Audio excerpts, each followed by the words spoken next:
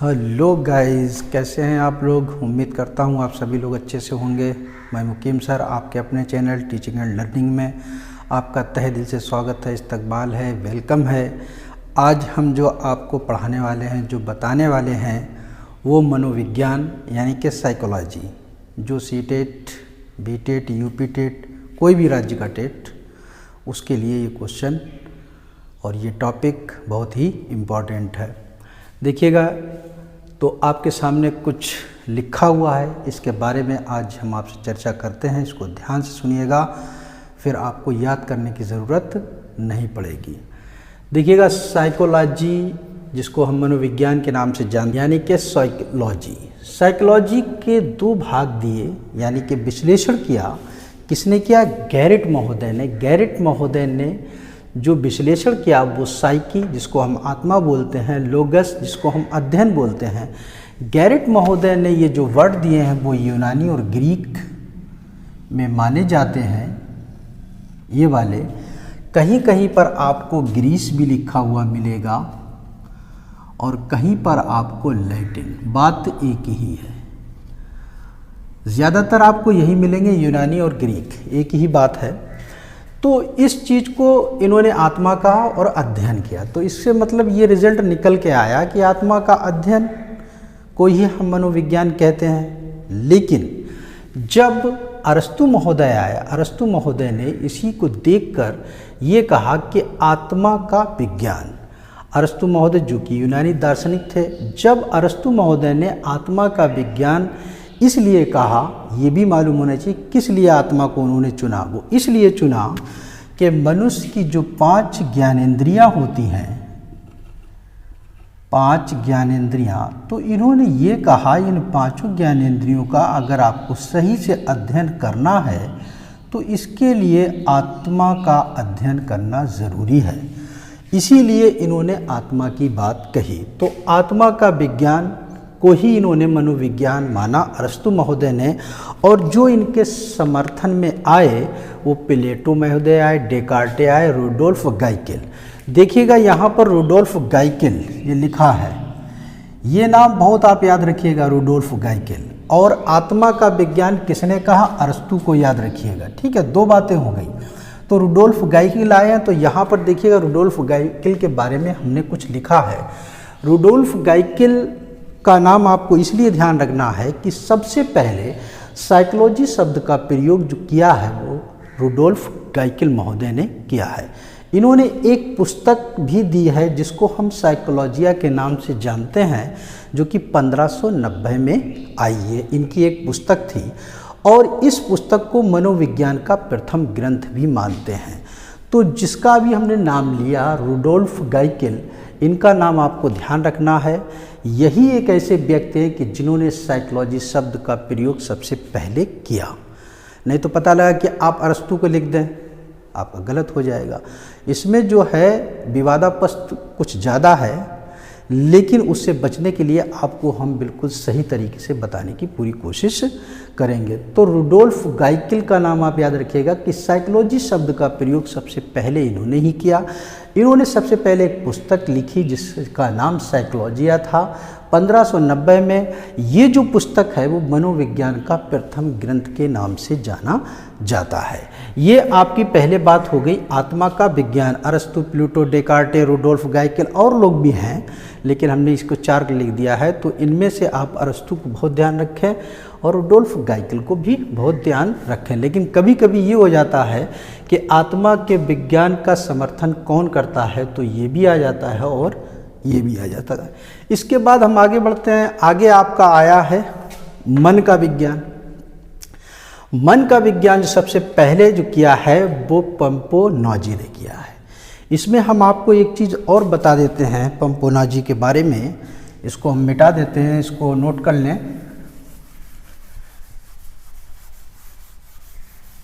पंपोनाजी महोदय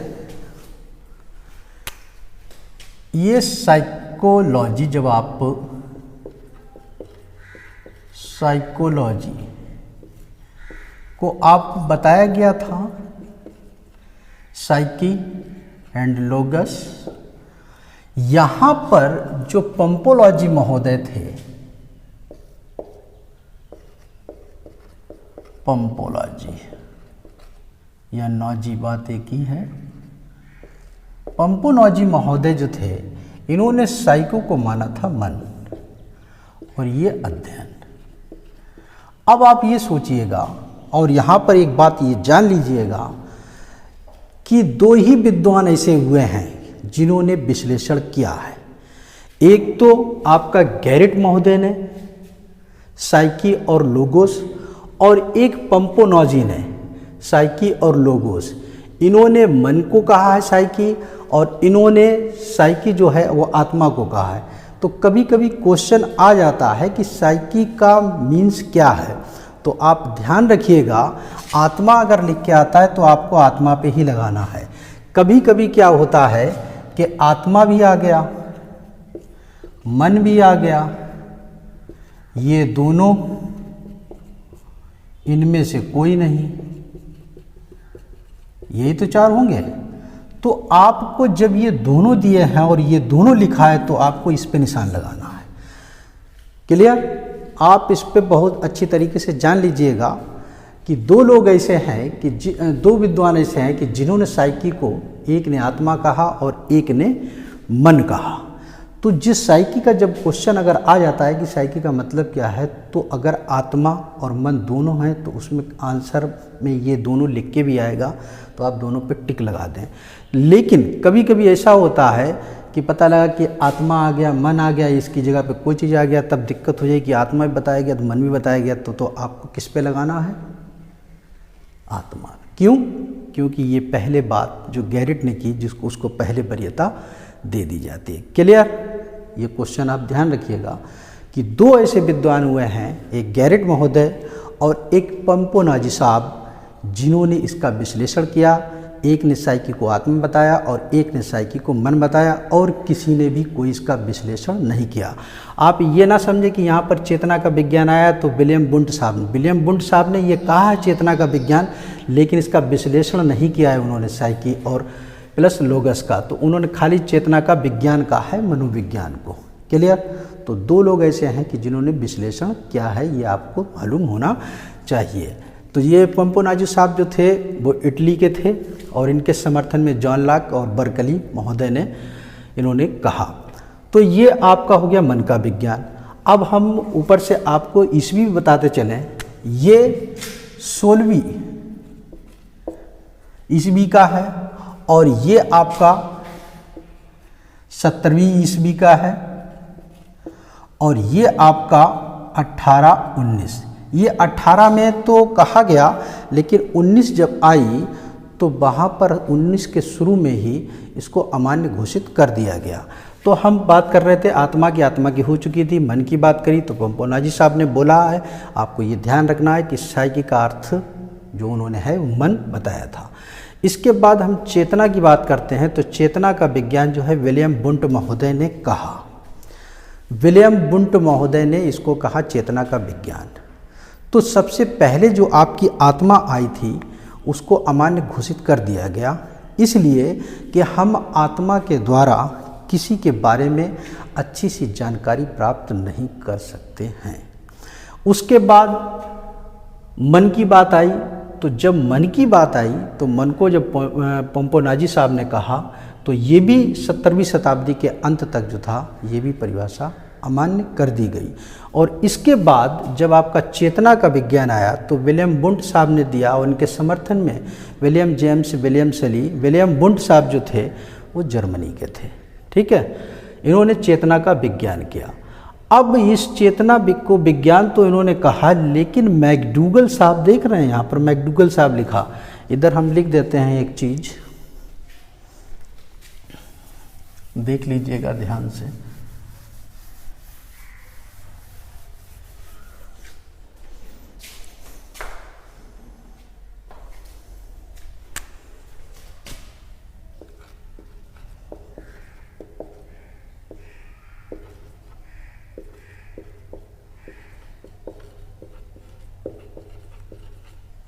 outline of psychology, या कहीं कहीं पर आपको मिलेगा आउटलाइन साइकोलॉजी।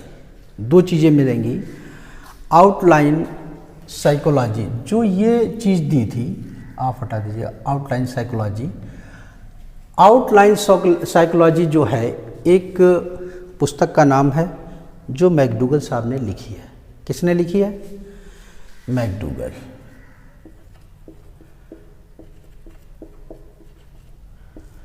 इन्होंने इस किताब में चेतना को बहुत खराब शब्द माना। यह आपको ध्यान रखना है कि मैकडूगल की बुक पूछ दी जाती है तो आउटलाइन साइकोलॉजी आप याद रखें।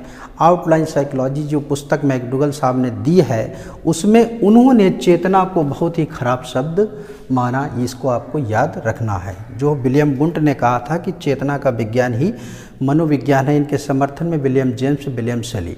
जब ये 18 में ये लागू हुई तो 19 के प्रारंभ में ये अमान्य घोषित कर दी गई। इसके बाद आपकी आती है 20वीं, व्यवहार का विज्ञान। व्यवहार का विज्ञान जो है वो वाटसन महोदय ने कहा।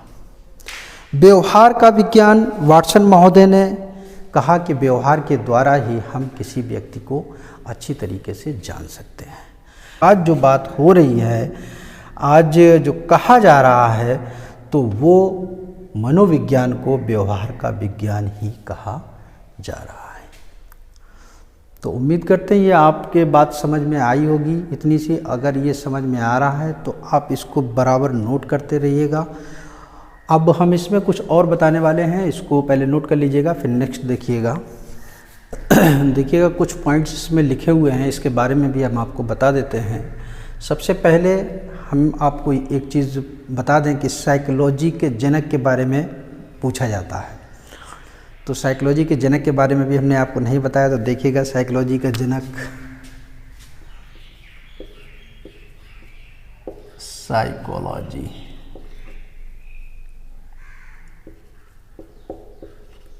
का जनक, मनोविज्ञान का जनक किसको कहा जाता है? सुन लीजिएगा ध्यान से, अरस्तु। लेकिन आपको एक चीज़ इसमें ध्यान रखना है, कहीं कहीं पर आपको अरस्तु मिलेगा और कहीं पर विलियम जेम्स भी लिखा होगा। कैसे अब आप करेंगे इस क्वेश्चन को? जब अरस्तु अगर लिखा होगा तो विलियम जेम्स नहीं लिखा होगा, और जब विलियम जेम्स लिखा होगा तो अरस्तु नहीं लिखा होगा। और बाई चांस अगर ये दोनों आ जाते हैं तो आपको अरस्तु तो खैर वरीयता इसलिए देना पड़ेगा क्योंकि अरस्तु ने उसको स्टार्ट किया, लेकिन समझा विलियम जेम्स को जाता है। अभी तक जो भी क्वेश्चन आया है ये दोनों नहीं आए, इन दोनों में से एक ही नाम आएगा, या तो विलियम जेम्स आएगा या अरस्तु आएगा। ये आप ये डाल लीजिएगा आप अपने माइंड में, क्योंकि विलियम जेम्स का भी नाम आता है और अरस्तु का भी नाम आता है। और यहाँ तक भी आता है कभी कभी कि पता ये लगा कि दर्शन शास्त्र से अलग किसने किया मनोविज्ञान को, तो विलियम जेम्स का नाम आ जाता है। तो आपको इसमें ज़्यादा नहीं सोचना है, आप बस ये ध्यान रखना है कि अगर अरस्तु आएगा तो विलियम जेम्स नहीं होगा, और अगर विलियम जेम्स का नाम आएंगे तो अरस्तु महोदय नहीं होंगे। ये ध्यान रखना है जनक के लिए, मनोविज्ञान के जनक के लिए। ज़्यादा इसमें विवाद में आपको पढ़ने की ज़रूरत नहीं है। इसके बाद इसमें जो हमने पहला पॉइंट दिया है वो प्रिंसिपल्स ऑफ साइकोलॉजी पुस्तक किसने लिखी, ये पूछा गया है। ये इस पुस्तक का नाम कई बार पूछा गया है, वो विलियम जेम्स महोदय ने लिखी है। इसके बाद 1879 में क्या हुआ? 1879 में विलियम वुंट ने विश्व की सबसे पहली मनोविज्ञान की प्रयोगशाला दी। कहाँ दी? इसका नाम आपको याद रखना है, जर्मनी के लिप्जिंग नगर में। तो जर्मनी भी कभी कभी आता, कहाँ दी है? जर्मनी ऑप्शन में लिखा होता है। तो जब अगर जर्मनी लिखा होगा तो लिप्जिंग नगर नहीं लिखा होगा, और जब जर्मनी अगर नहीं लिखा हो तो लिप्जिंग नगर। तो आपको दोनों याद रखना है, जर्मनी भी और लिप्जिंग। जर्मनी में एक छोटा सा नगर है लिप्जिंग, वहाँ पर स्थापित किया, तो आपको लिप्जिंग भी याद रखना है। और जर्मनी अगर लिप्जिंग नहीं दिएगा तो आप जर्मनी पे मार देंगे, और जर्मनी और लिप्जिंग दोनों दिया गया है तो आपको लिप्जिंग पे ही मारना है। क्लियर? तो आपको ये ध्यान रखना है कि 1879 में विलियम वुंट ने जो आपकी मनोविज्ञान की प्रयोगशाला दी है, बनाई है, रखी है, उसकी नींव जो डाली है वो लिप्जिंग नगर में डाली है। ये विश्व की सबसे पहली मनोविज्ञान प्रयोगशाला है, हमने लिख दिया है विश्व में प्रथम। और दूसरी प्रयोगशाला अगर पूछ दी जाए तो दूसरी प्रयोगशाला 1890 में इंग्लैंड के कैम्ब्रिज विश्वविद्यालय में स्थापित की गई है। क्लियर? सभी के समझ में आ गया? कैम्ब्रिज विश्वविद्यालय में स्थापित की गई है। कब? दूसरी प्रयोगशाला 1890 में इंग्लैंड में। ये आपको क्वेश्चन याद करना है, आप इसको बार बार दोहराइएगा। इन्हीं में से आपको मनोविज्ञान का कोई ना कोई क्वेश्चन सीटेट में और कोई भी टेट हो उसमें मिलेगा। और आज के लिए इतना ही, बाकी फिर हम इसके आगे और बताएंगे, जो कुछ बताने वाला है बताया जाएगा। इसको आप नोट कर लीजिएगा और फिर नेक्स्ट टाइम पर